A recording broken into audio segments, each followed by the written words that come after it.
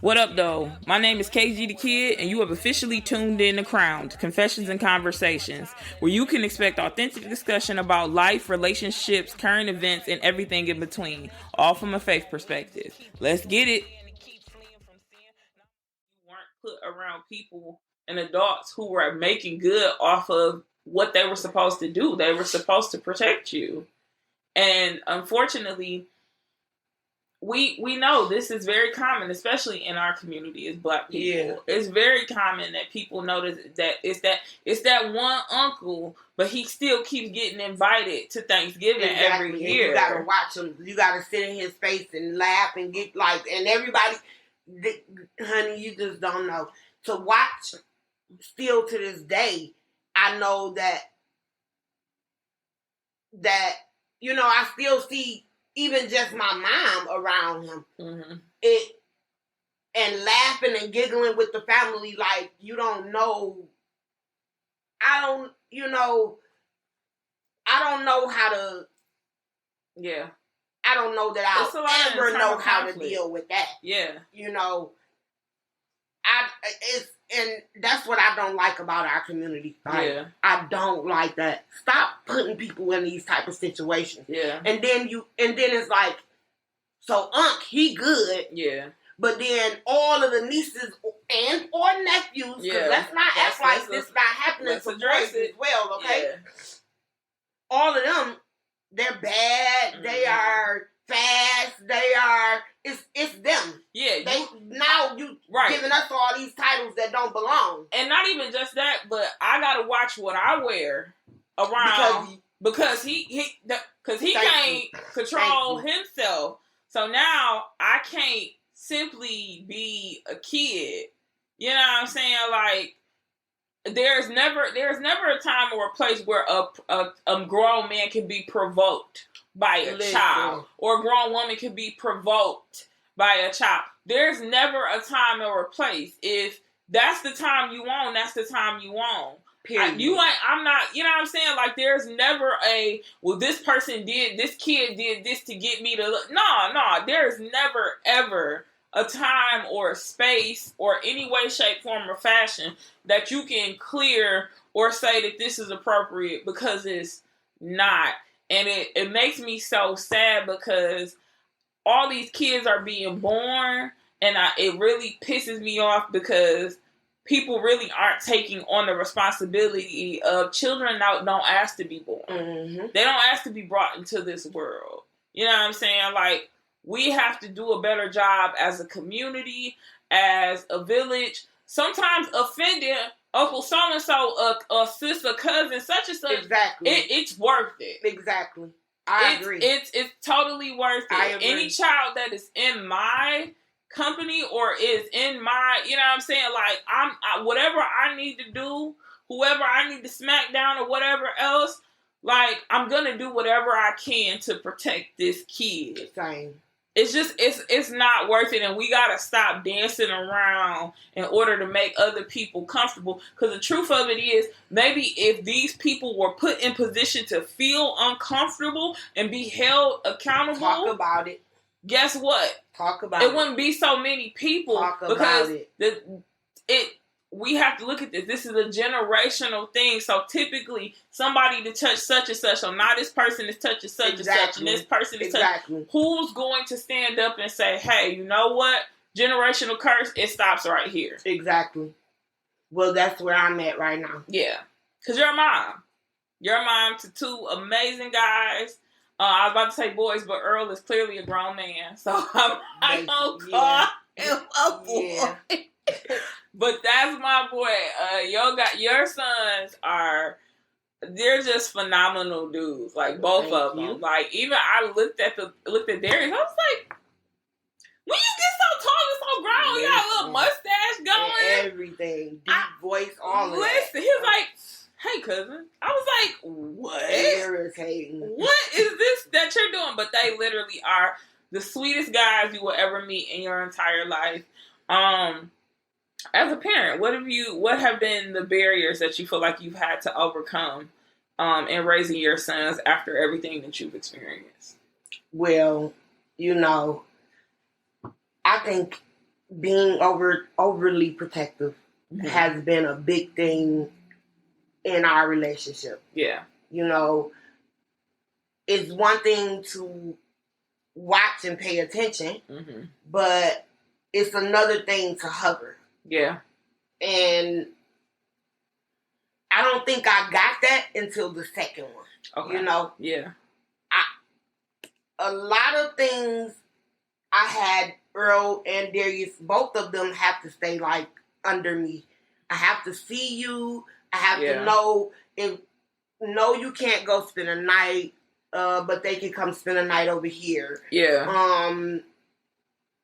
It was that. Yeah. It's like that was the biggest thing for us, and I think that now made it where Earl got grown, and once he was gone, bro was gone. You know, because it's like I'm tired of you. Well, I've been up under you my whole life. It's time, you know, and now that's a little rough. You know, it's for me as a parent, right? So now I had to learn with the second child, loosen up a little bit, but it's a little challenging with him because he's a homebody though. So he is very much a homebody. He's a homebody. Yeah, absolutely. And I don't mind it. You know, I never because you're like, this work out for me. Exactly. You know, I've been the type to where it was difficult going to work because I don't want my kid in the daycare. Yeah. I don't want nobody watching them that I feel I didn't want nobody watching them really. Yeah. My sisters, I trusted them. Yeah. You know, my aunts and stuff, you know, until she went to Val. Yeah. I trusted them, you know. And then that was a big thing. I could barely work. Yeah. I could barely work because I wanted to make sure that my kids were safe. Yeah. I'm that parent that's calling, even with whomever that I trust. I'm still calling. Absolutely. I used to get into it with Earl's grandmother on his dad's side because she used to be like, I don't like that. Why do you just dropped him off? It's only been a few hours. Why do you need to call him like he's not safe over here or something? And it wasn't that. It wasn't that. And I had to explain to her, it's not that. I promise you it's not. I trust him. If I didn't trust him with you, he wouldn't be there at all. Right. But it just, to make myself comfortable, I needed to hear your voice. I want to make sure. I know how predators can be. You know, how slick they are. And so it was rough just letting them go. Yeah. I would say that was one of the biggest things. Letting them go. Yeah. You know, but I think I'm different in my parenting to where I allow my kids to have a voice. Yeah. They can talk to me. They can come to me and talk about whatever it is. We can talk about it. It's not always easy. Yeah. Of course, you know. Yeah. But we can talk about it, you know. So I think there was some good and bad, you know. Whereas I think that me being able to allow them to talk to me has made it so easy for our relationship. So wherever it was bad, we was able to come back and talk about it and clear it up, you know. So I think probably being overprotective was one of the biggest things. Yeah.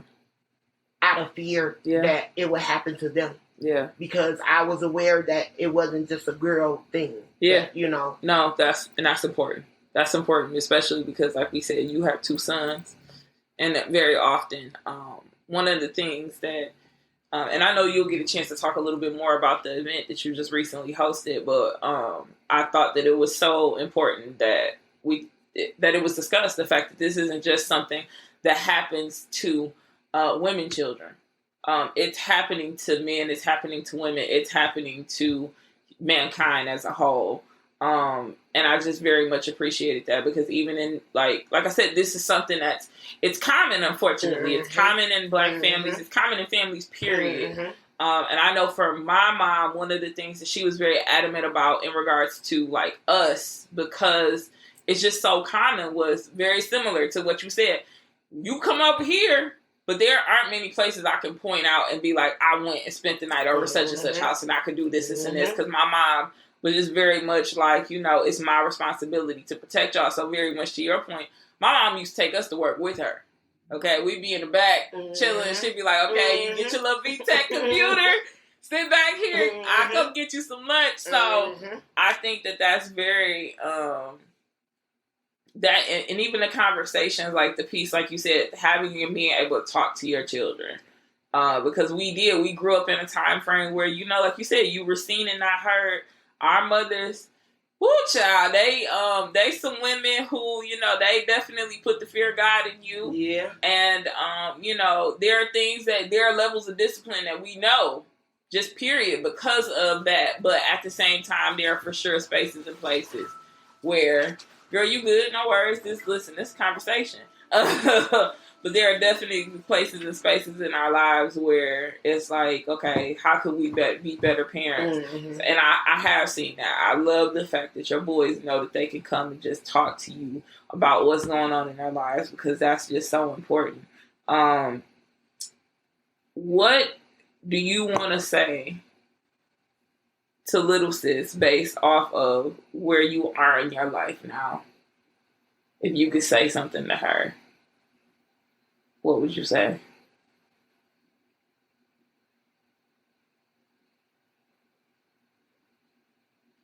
I would tell her she got this.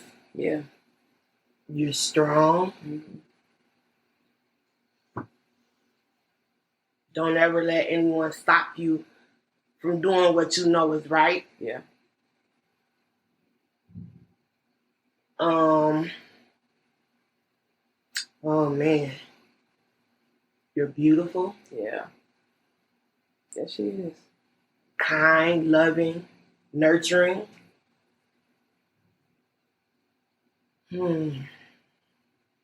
It's so many things I need to tell little sis. Yeah. So many things. Yeah. It's like I'm nurturing her now. Yeah. That's good. That's good. Like, really. Yeah. That little sis. And I think that's what we miss. Sometimes we might be stuck. I think that's what it was for me for a very long time. I was stuck at little sis. Yeah. You know what I mean? And now it's like, hold on, come on, come up here. Yeah. Because we up here now, you know? Let's get it. Yeah. And I'm so grateful. You just don't know, you know? It took a lot. And it's even still now in this moment taking a lot, you know. But I keep telling myself that God hasn't given me the spirit of fear. Yeah. Because fear was the thing that gripped me for so long, you know. Yeah. It was when you tell and everybody makes you the villain, how do you then, where's your voice? Now you don't want to step up and speak up. You know, it's been many times, though, after that not for me necessarily, but for someone else that I would step up and say, that's wrong. Yeah. Family included. Yeah. Wait a minute, that's wrong, you know? Yeah. Now I'm the bad guy. Yeah. Because you're supposed to join everybody else in the look but don't say nothing. Yeah. You know, that ain't your business. Keep going, you know? And this is Christians telling you this. Yeah. Like, oh, you only saying that because of what you've been through. No. But what I've been through has allowed me to see things in a different way than you, so that, I would pick up and say something faster than you, maybe. Yeah. You know, but that's not the only reason that I'm saying something, you know. It's and that made, oh my God, made my walk with Christ so difficult because I kept looking at church people. Yeah. And not Christians. Say that part. I had to learn. That's the part. That's the part, because that's where I was going next with this actually religiously. What did religion tell you about what happened? I'm still trying to figure that out. Fair. That's fair. I am still trying to figure that out because, you know, I'm really in a place where, as I was telling you before we started, the episode with you and John. Yeah. I resonate with him. Yeah. I understand what he was saying. You know what I mean? And it's like, see, me, I love God. Always gonna love God. Yeah. I realize his hand has been on my life for a very long time. Yeah. you know, in those last few years, I've been able to recognize moments where he was there, you know. So I'm never going to stray from that. Yeah. I had my moments, the Noel Jones, where he told me something nobody knew. Yeah. I know there's a God. Right. You understand? Yeah. I've had moments where I directly told God, listen, if you don't, because I'm about to lose faith in you, this whole thing, because, you know, I'm starting to think this is a whole, like a hoax or something, because why would you allow me here on this earth? I didn't ask to be here. Yeah. That's one. You allowed me to be here, and then you allowed me to go through all of this. I'm a child. What have I done? Mm-hmm. That was a thing for me for a long time. What did I do so bad to deserve all of this to happen to me? Yeah. Why me? Why me? Why me? Why me? That was me. Yeah. That was me. I couldn't get over the why me, you know? And then one day it was just, why not you? Mm. Why not? Why not? Because honestly, who is going to get out here? Not too many people going to be strong enough to get out here and do this. Yeah, you know? That part. No, even like we just spoke about recently, me doing the event. Yeah. You know, that took a lot. It sure did. It took a lot because behind the scenes, people was throwing rocks and hiding their hands. Yep. You know, nobody wanted me to do it. They still don't want me to do it. Yeah. This is probably going to be a problem, you know? And it makes it difficult for me to do these type of things. Like, not really, like, for you. I had to think about when I said, yeah, I'm going to do this. Yeah. I thought about you, not me not as much me as I did you. Because once it dropped, and who may feel a way that you allowed me the platform to, child. You know, that, you know, because oddly enough, Christians want you to just be quiet. Yeah. Let it go. Leave it alone. Get over it. Yeah. And they don't realize that it just doesn't work like that. Not at all. It doesn't. Not at all. It doesn't. You know, I swear to you, it's to a point where I know that one day I'll have grandkids. I already have kids. I'm going to have grandkids. I have 2 beautiful nieces. Mm-hmm. I think about them. Yeah. And I say, Sysylai, you have to do this for them. Yeah. Because, again, I've already told you, I know that other people have been victimized after me. Yeah. So do I keep letting that happen? Yeah. At what point do I stop this from happening? Yeah. I have to get up and say something and change the trajectory of how things are going. You know, regardless to how somebody's going to feel, that is over. Yeah. That is over. I need my nieces to be safe. Mm-hmm. And so as long as, and I know that doing this is not safe for me. Yeah. You know, but at the same time, because I know there's a God. Yeah. The God that I serve. Yeah. He's going to protect me. Yeah. And in me doing what I'm doing, he'll make sure that those around me are protected, you know? Yeah. And that's what it's all about. I just have to do what I got to do, regardless to what people going to say, how they going to feel, period. Yeah. So that's why I'm here today. That's why I want to speak on what I've been through. I want people to know that therapy is okay. Yeah. You know, take God with you everywhere you go. It's also all right to go sit with a therapist. Yep. Absolutely. You know, you have to get these things out. That's another thing that I'm learning. I'm not just doing, when I say I'm not doing this for me, I'm not. Mm-hmm. But at the same time, I am. I recognize that I am. Yeah. I recognize that I'm shedding as I'm doing this as well. Yeah. You know? Yeah. Yeah. And I think that's, you know, it's funny you say that, because it definitely, I have been reminded, I think, the true heart of ministry is being willing to sacrifice in a way that people see God. And I think sometimes that looks like, when it has the right heart behind it, that looks like, I'm not doing this for me, I'm doing this for the next person. And some of the most vulnerable points in my life, those have been the very moments where I realized, like, oh, I'm doing this for me. I may not recognize it as that might be my pushing force, but I'm still getting the residual because I showed up. So I have to show up for myself first. And I mean, we talked about this, and even in asking you to do this episode, I know that there is going to be some conversation or whatever else. So one, I do thank you for being willing to come on and to have this discussion. Because like I said, it's just very necessary. But the other part of it is, I ain't scared. I ain't scared of nothing and nobody. And I know you ain't either. Not out of a place of, because this isn't to expose anybody. Right. This is to expose the enemy. Exactly. This is to expose the spirit of perversion for what it is. This is to get some people free. This is what this is.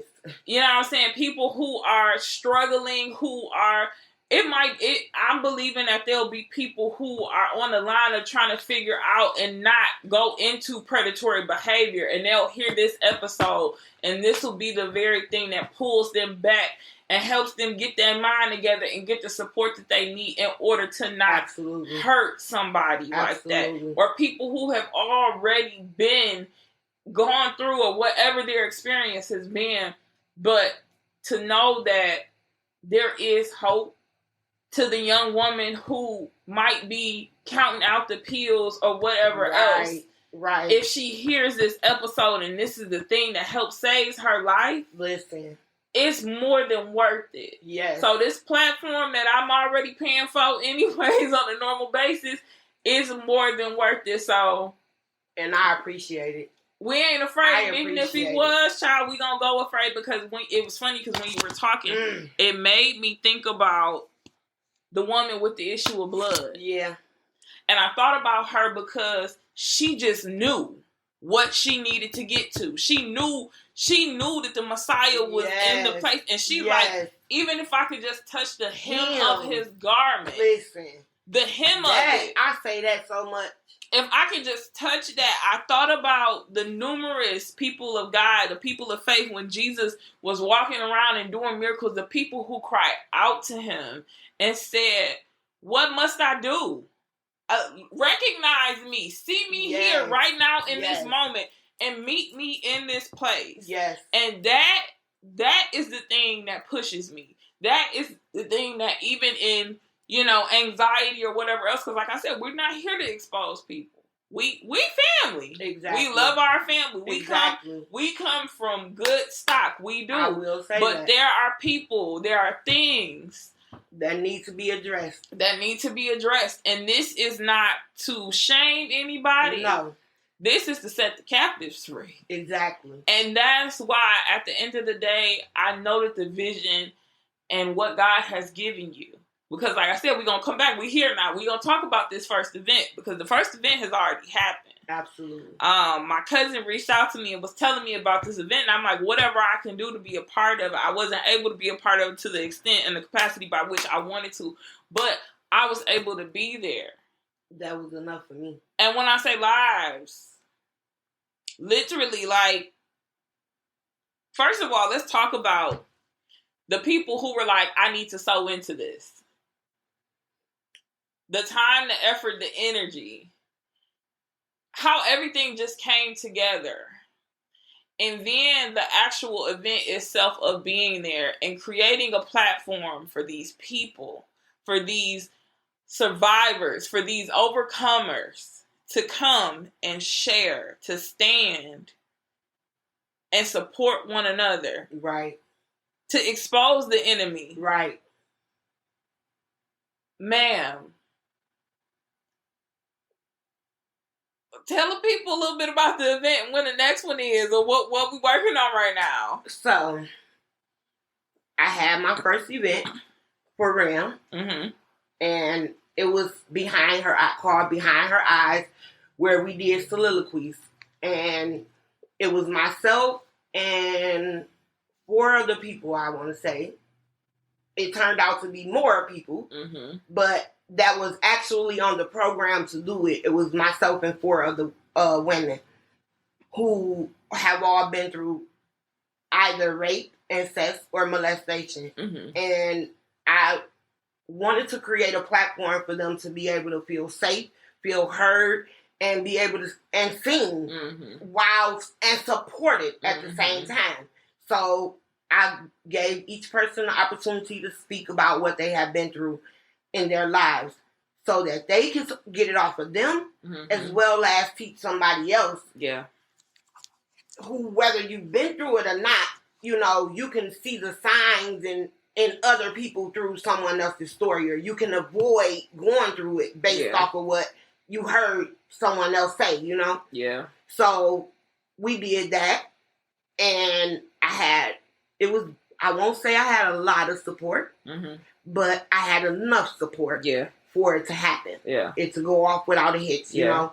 Everyone came and did their parts, Shout out to Tiff for all the food. That was delicious. That pasta salad is crazy. Shout out to Janice and Nisi for the desserts. Yeah. And then I had a couple people. Shout out to Kenya for sponsoring a ticket for someone, and Auntie BB sponsored a couple tickets for someone. And then I had someone else who I can't name. Okay. But they gave me a pitch in and gave a couple dollars towards everything. Yeah. So we came in the building. We did our soliloquies. As each person got up and spoke, I supported them by standing behind them, letting them know that, they weren't alone in this. Yeah. And everyone got up and said their piece, and it was beautiful. It was, as one of the ladies who was there said at the end, it was a beautiful mess. Yeah. It was like, it was raw, real, unapologetic. Yeah. Educational, I would say. Yeah. Very. Absolutely. And I'm grateful for that moment. I really am. I'm grateful for all that came out. And I'm grateful to Wakania, Tasia, Nikita, and Ashana for even participating. Because, that took a lot for them to do, Yeah. But in them doing that, a couple of the people in the audience later came up and asked me if they could speak. And one was a young man who I call my son. Shout out to Jeremiah. Yeah. And he got up. I had asked him to come and pray, to start us out with prayer. And that's what he did. But then he came and asked me, as the program was going on, if he can get up and speak. And I allowed him the opportunity to do that. And you just never know what someone has gone through. Yeah. Or what they're going through. Because he got up and basically echoed pretty much the same thing that everybody else had got up and said in one way or another. Yeah. From a male perspective, Yeah. And, it's hard enough for a woman to get up and say. Yeah. But for a man, it's like, it's a lot rougher for them. Yeah. Because somehow it's attached to their sexuality. Yeah. It sometimes Yeah. You know how this world is. Yeah. Very cruel. Yeah. So, he got up and spoke, and I would say everybody set the tone in their own way. Yeah. Each person has reached out to me since then and has been happy to be a part of it, wants to be a part of upcoming events, because of course that was the first one, but there will be many more. I'm working on something now, trying to figure out all the logistics to the next one. But the goal is to educate. Yeah. The goal is to teach people ways of protecting themselves, as well as ways to collect. If you are victimized, I want you to be able to know what's the steps. Yeah, what do I do next? How do I collect and preserve evidence so that I can, make sure that this person, that I get justice, you know what I mean? Yeah, that's the biggest things for me. I want people to see it's time out for that. I want people to realize how much damage is done. And that is why I wanted people to do the soliloquies, to actually talk about it. Yeah. Because you look at a person and you judge them based off of what you see. Yeah. But what you don't know is they've been through this or that, like, and it changes them forever, you know? I see celebrities talking now. I've seen Little Mo speak of her being sexually abused.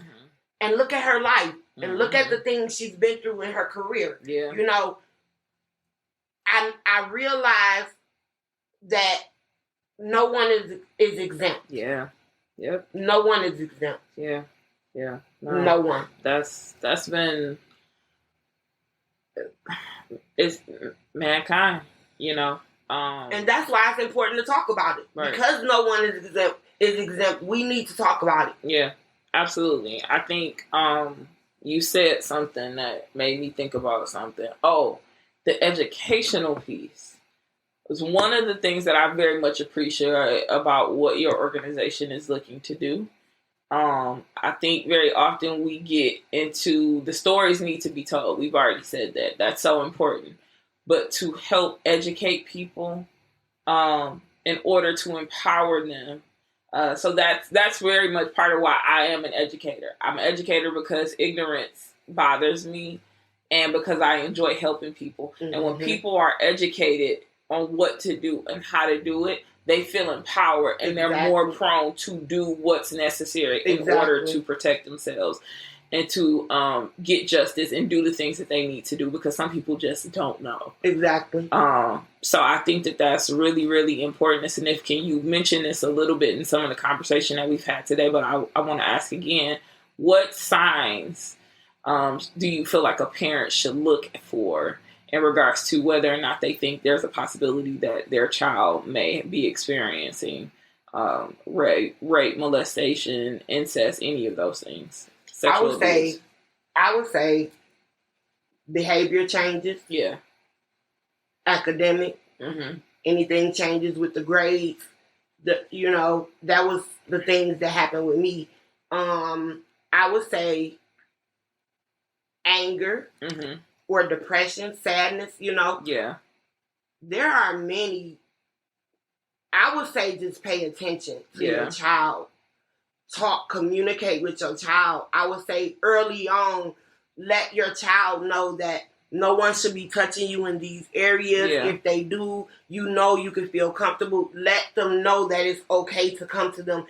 Let them know that the predators are going to tell you what they will do and how this will happen. Don't worry about that. Like, you have to ensure your kid. Yeah. First, make them aware and then let them know that it's okay.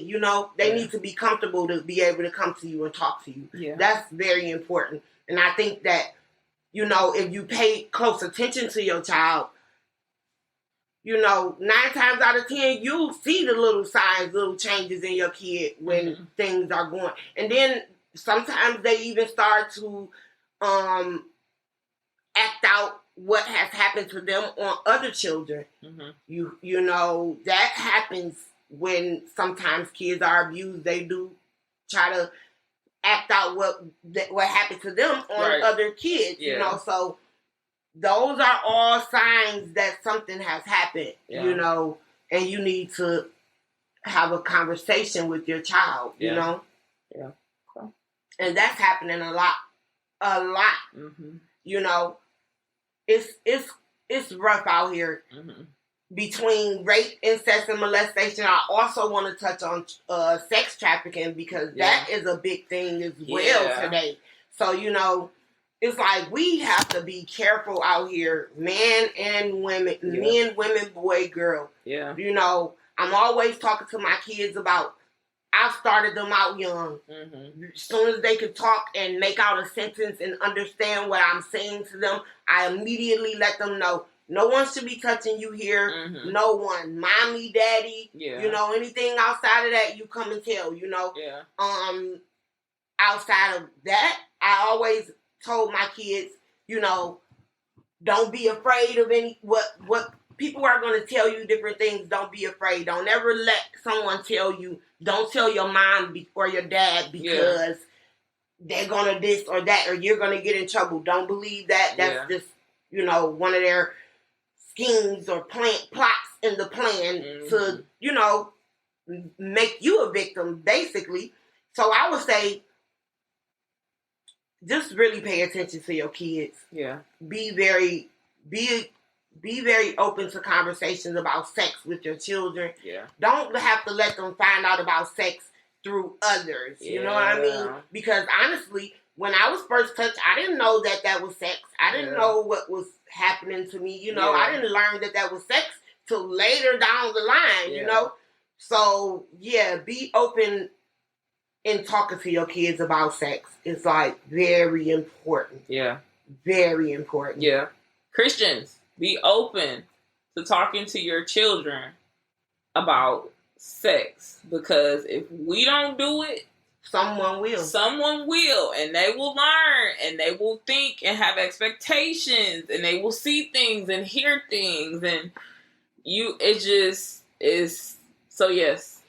You know what? Wait a minute. I have to back up because I moved a little too fast. Mm-hmm. Shout out to Erica. Yeah. Shout out to the therapist, the family therapist, Erica, who was at my event. Well, she wasn't present, but she was present, And she gave some great tools, I made sure that I had a therapist there because I wanted to not only allow people the space to speak what they had been through, but also be able to take some tools home with them, So I did open that door.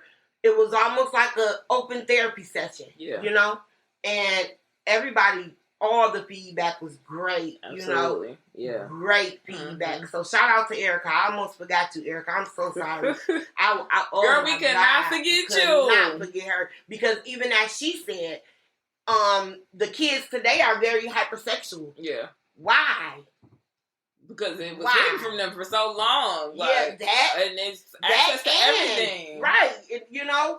You got everything at the palm of your hand. Like, back in the day, I was just telling the high schoolers that I work with, back in the day, you had to come home and actually hit dial up and stuff like that. And, little kids sneaking and staying up late and watching stuff they ain't supposed to. Yeah. But now it's like everything is so accessible all the time. And you had to stay up late to catch something that was bad or not deemed inappropriate. But now you don't have to do that. You can pick up your phone and the kids. You get on Instagram and it's the TV. You can just turn it on and it's crazy. It's over. It overstimulates, and I'm grown and it still overstimulates for me. And I have to have moments where I have to turn the social media stuff off. I just have to, because if not, I'm just, especially during COVID, I had to make very intentional efforts to turn that stuff off.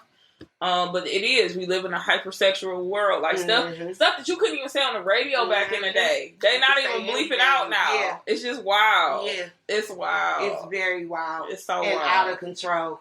It is. It is. And you know what else I wanted to speak to? I also want to speak to, because there's some other things that I had done throughout my dark phase, where there was a point where someone introduced someone that I was very comfortable with, loved. I felt loved me very much, and they introduced me to ecstasy pills, right? Okay, yeah. And I was afraid because I grew up the way I grew up. Yeah. Very Christian home. All of that wasn't, while all of this sexual demonic demons was around, there was not drugs and all of that. So I didn't know what any of that was really either until I got out into the world. Around 16, I started learning about marijuana and, drinking. But even still, I knew about drugs, but I wasn't aware of what these drugs are, what they're doing. I've seen a few crackheads and how messed up they look, but whatever, it wasn't everywhere like it is now, But I was introduced to that, and I started taking them. Mm-hmm. And at my event, I said it was about a good summer. But then when I got home, I thought about it. It was maybe more like a year, but it was stretched out because I wasn't taking them every day. Yeah. Because I was afraid, I was scared. Right. I wasn't taking them like that, but I was taking them, period. Yeah. Not even knowing what I'm taking. Yeah. Just trusting who. And I thought about that after I got home because, I've heard so many stories where people will say, well, my man or my woman or my cousin or somebody you trust introduced you to this. Yeah. And knowing the effects of it, right? Yeah. What if I had got strung out based off the things that I've been through? Because coping. Yeah. Coping. Drinking, smoking, I started that coping. Yeah. All to cope, I couldn't get up without smoking. Yeah. I couldn't go to bed without smoking. Yeah. No, I'm not getting out the bed until I smoke my blunt. It's already rolled for me in the morning so that when I get up, I already got it ready. Yeah. I wanted to definitely touch on drug use. And people going through sexual abuse now being, how do I want to say it? Now struggling with their own sexuality because of what they've been through. These are all things that, stop judging people so quickly because you just don't know what somebody has been through, going through, how deep it was. I remember one of my friends from middle school recently said when I started posting about what I'm doing and all of that, she commented and she said, I can remember us being kids talking about what you have been through, what we, what we were going through as kids. She was like, but you really never realized just how deep sometimes somebody can be cut. Yeah. Because you had to deal with it, so you did, and you didn't cry and run around crying all the time, but you looked normal, but not so normal in the inside. You don't feel normal. You don't feel worthy. You don't I know that statistics show that most of your crackhead prostitutes on the corner, this is their story. Yeah. We share common stories, you know? And I thank God. That's how I know God was with me. Yeah. Because he didn't allow me to get that far. Yeah. Yeah. I could have died. Yeah. The devil has tried to take me out of here too many times. Right. So many ways. Listen. So many ways. Yeah. As soon as I started this, guess what? They said I did doing all these tests with my doctor because, the accident caused me all these pains, so I'm constantly in the doctors. Now they want to say they found low-level lupus and as well as rheumatoid arthritis, right? Yeah. On top of all of the other things that's already going on. It's like now all of a sudden, bam, bam, bam, bam, bam. As soon as I set the date, I went in the hospital because my leg just started acting. Listen, I know I'm supposed to be doing this because of the fight that I gotta go through to do it. Yeah, it's a lot, and it's so much that I would want to say, but it's like we'll be here forever. Listen. We'll be here forever, but I definitely want to make sure that I brought up, please stop being so judgmental. Try to understand people sometimes. Have a conversation with somebody. Mm-hmm. You never know what they're going through. Dig a little deeper. Yeah. Dig a little deeper. Stop being so surface, Yeah. Stop judging everything based off what you think you would do. Because if you haven't been through it, you don't know what you would do. Mm-hmm. You know what I mean? Yeah. And that's just simple. That's a powerful lesson though, because so often people are like, that would never be me, and I would never be me. And it's like, my grandma used to always say, keep living. And the hope and the prayer is that, of course, people don't have to go through things. But to your point, people cope differently based off of how life has presented itself and how they have experienced life. Exactly. And I have a friend who recently went through something that never in a million years you ever would have assumed by looking at this woman and just knowing this woman that this was her experience. but it happened, and life happened, and now it's like, I know for me, like, grace is something that I try to operate in with people, even more so with myself, because like you are very much quick to be like, I'm gonna do for this person, and internally not recognizing how I'm telling myself that I don't deserve. But the truth of it is, life is happening to all of us, and some of us have the ability to make it look a little cuter than what it actually is.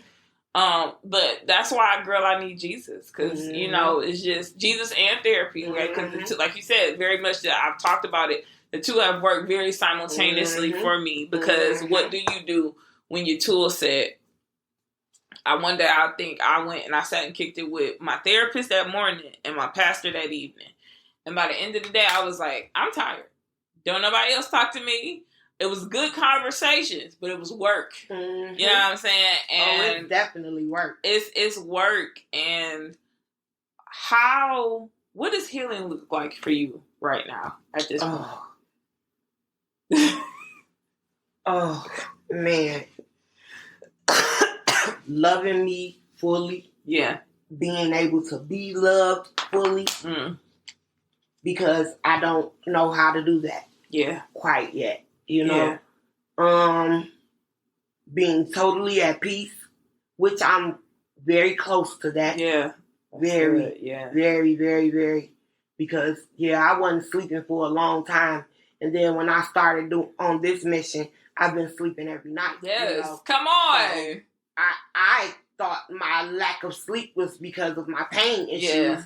But I came to find out that my lack of sleep was because of what I was holding on to. That part. Yeah. So, I would say just being able to be fully, embrace myself fully, embracing myself fully and being able to be embraced, because that is a big thing for me. Yeah. I've been celibate since 2015. Wow. Because I got to a place where I just didn't want to be touched. Yeah. I don't even want to. Why have I allowed you to touch me in the first place? Yeah. Like, so I want to get to a place where I can be loved by somebody, like truly loved, where I know what that really is, and what it feels like, what it's supposed to be, that is right, Yeah. And I feel like this journey that I'm on right now is walking me through all those steps towards healing.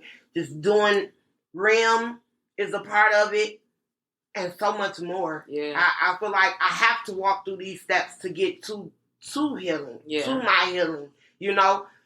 I can only hope that I pray and I believe that that's going to bring me a joy that I never had before. Yeah. A different type of joy, you know? Yeah. A different type of peace. Yeah. A different type of love, for myself mainly. Yeah. That's the biggest thing. Because I know how to love other people. Yeah.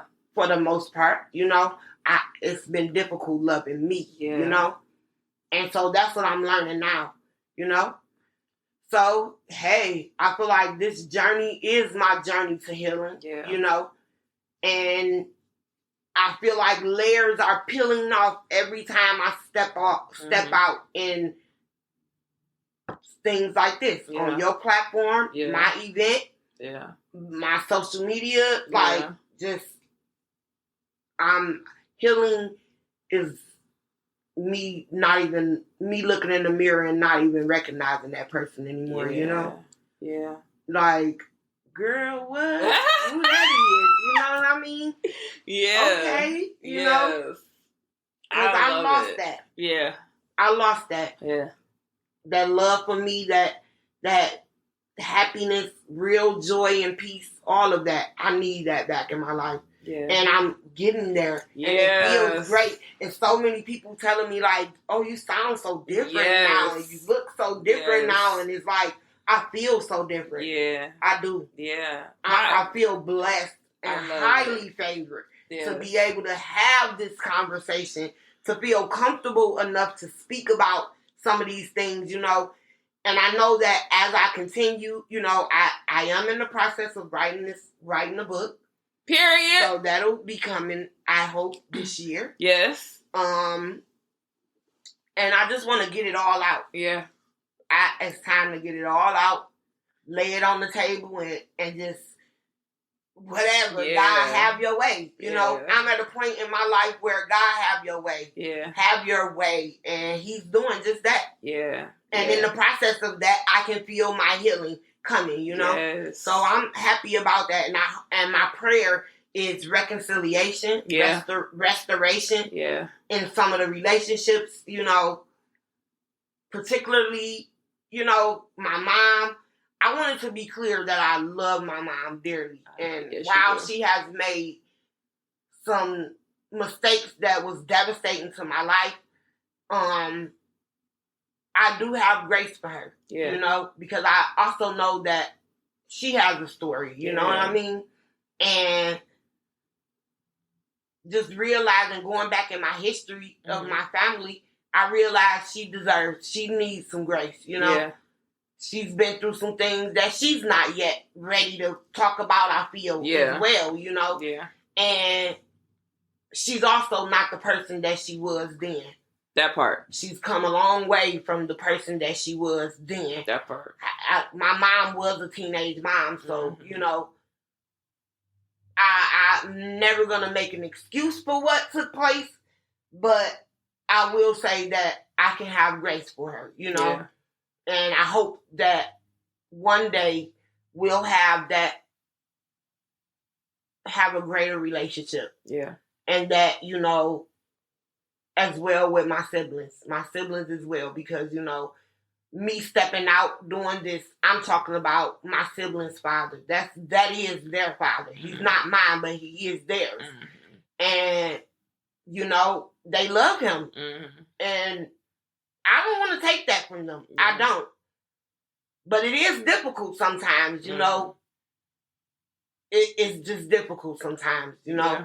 But I want us all to be able to get to a place where we can be at peace with one another, love one another, and respect each other's boundaries and so forth and so on, you know, and come back, be whole again as a family unit, you know. Yeah. I don't wish to tear my family apart, but I do realize in the Bible, God tore some things up to fix it. Yeah. And I feel like that's what he's doing right now. Yeah. He's tearing things apart so that he can fix them. Yeah. And I want to be able to be the reason why you in your home, somebody in their home somewhere listening to this is ready to tear some things up so that it can be fixed, you know? Yeah. I really do want to be a part of the change that I want to see. Yeah. You know? I can no longer feel comfortable sitting back watching anybody, family, not family, whatever. I can't sit back and watch it any longer. Yeah. So here we are. And I've come too far to turn back now. Period. No turning back now. Because I ain't letting you. I can't let myself, you know. I see how proud my kids, even, you know, I had to have some really hard conversations with my kids. Earl has known for a while. Yeah. You know, Darius has known, but he hadn't known who until just recently. Okay. So, but, you know, that the question you asked me about the barriers with my kids, you know, I had to really not just talk to my kids about sex, but being respectful to women. Yeah. Knowing how to not cross lines and boundaries. You know, being very careful of how you address a woman, how you touch, no touching. Let's get permission. Let's know that it's okay. We don't, those type of situations, you know, like, so talking to them recently has been a lot more open. They have heard things that they never heard before. And I asked them after the event, I said, you know, I said some things in the event that you guys hadn't heard before. How does that make you feel, you know? Even just down to the ecstasy, you know. Darius wasn't even born then. And Earl was a young man, but he didn't know. Mm-hmm. He didn't have a clue. Mm-hmm. He was like, I didn't know that, you know? And he was like, you know, it's a lot of things that I didn't know about your life, but it makes me understand you a lot better, you know? And that's why it's also important to talk to your kids. Don't try to hide who you are from or who you were from your kids because, you know, it's hard for them to understand or hard for them to feel comfortable, you know? And I open the door for whatever. We talk about whatever, but it's been a lot deeper recently, you know? And so, they have been a great motivating force for me, you know, because they like, Mama, go. Like, yes, do this, you know. It's great for you and others, you know, for me to open up recently and do this. And my youngest son tell me, Ma, I wish you would have been done this. Like, you've been walking around here depressed for some time. Like, now he notices, like, Ma, you've been depressed because you've been so happy lately. You smiling. I wish you would have been did this. Like, so, there was some barriers that I probably can't even explain right now because we haven't fully talked through everything. But I know it was rough for them growing up with me, you know, because I was growing up still. Had my first one at 18. So I know it was probably rough for my kids, you know, but I did the very best that I could with what I knew, and, you know, I protected them with everything that I had, you know, and I think I did a pretty good job. You absolutely did. You absolutely I will give myself that. I don't give myself a lot of credit, but when it comes to being a parent, I think that I have put that before anything. You know, my mantra was always, my boys, my life. Well, and it took for my boys to tell me, Ma, what about you? What about you, though? You have really made us your life to where you don't do nothing for you, like, at all. We can have what we need, and you still, like, you gotta get it. What about you, Ma? My kids have a great deal to do with this new me. Because they will listen. If you listen to your kids, they will humble you. They will. They will really give you the real deal, the real spill, and it makes me better. So I love conversations with them because they gonna tell me, and I'm gonna have to sit with it, you know. And but I love it, you know. I think that it's very important that you be to your kids what you feel like your parent wasn't to you, you know? And that's what I have tried to do for mine. And, you know, I'm grateful to have them.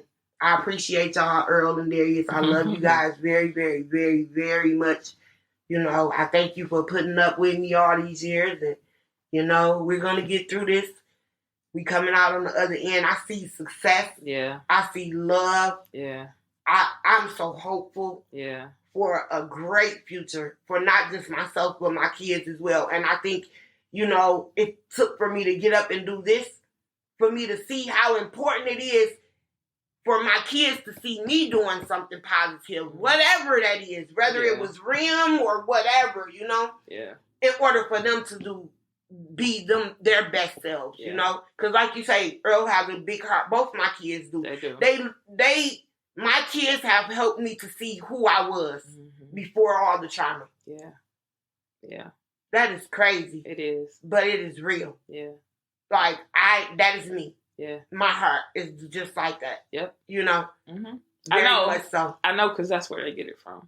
Very much so. True reflections of you. And like you said, you have done amazing.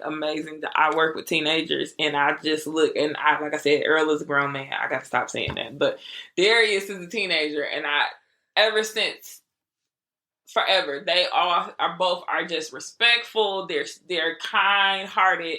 They're loving. They're hilarious. Like, just even the care they take with you, but the care they take for each other and everybody else around them. Like, even as a cousin, like, you know, sometimes boys go through that little strange phase, and like, whenever I see them, it's like, hey, cuz.